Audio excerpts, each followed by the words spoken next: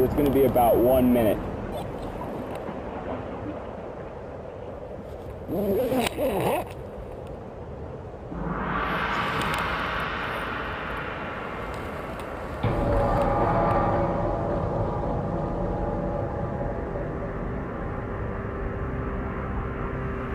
I was definitely starting to gear up, and I could feel that I was about to do something a little more intense than what I normally do. We got to the exit point a lot quicker than we normally did. We were geared up a lot faster than normal. He was more agitated than normal. It was something different. Something was building up inside of him. I could tell he was just going to do something crazy, honestly. Jeb told me right when he got to the exit point that, by the way, I asked Moose, our good friend and our cameraman, to tie some balloons on little rocks so he could fly over them.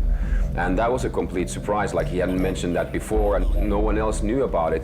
The night before, Jeb asked me to set up some balloons on the ledge. It was a little bit windy, so I radioed to Jeb and I said, I'm a bit concerned, these balloons are moving around. And he said, no, don't worry, if they're moving around too much, he'll just go over them. That moment, that's when I found out, okay, this is actually even more intense than what we were doing the day before. There was a lot of things that were building up, and it already gave me this kind of a weird sensation.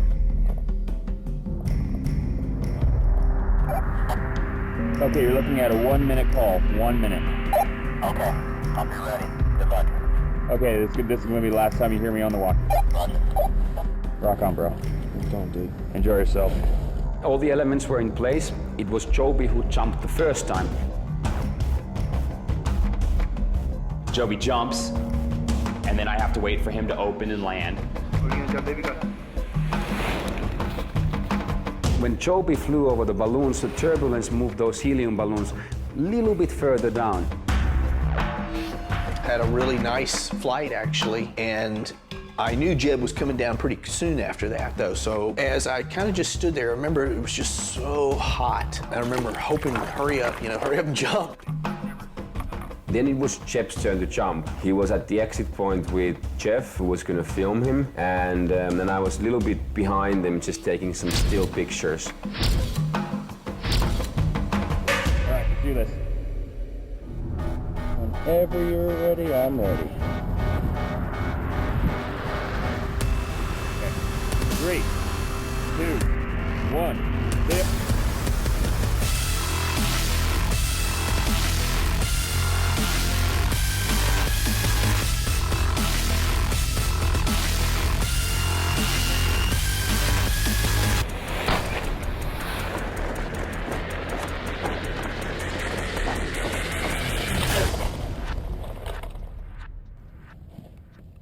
When I heard the bang and I couldn't see Jeb, I knew I had just lost my best friend.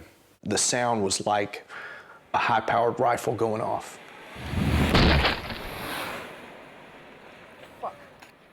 And I know a lot of that is because I'm down here a mile away and the amphitheater of Table Mountain is there and it's echoing off of that.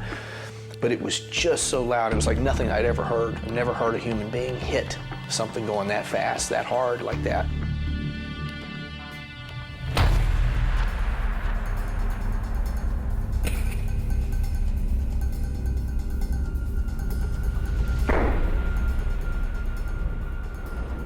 He was swooping into the cliff, and then all of a sudden he was flipping through the air. As I was perceiving what was happening, I saw his shadow creeping up on him as he was flying down the hill. His suit was actually damaged, so he wasn't getting the same glide path as normal, and he was actually going toward the ground very fast. And in the air, I was yelling, pull, pull.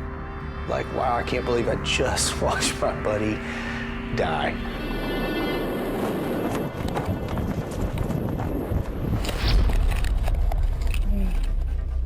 And that was my next thing, was fly down to the road as fast as I can so I could run up to the mountain to him and see if he needed help.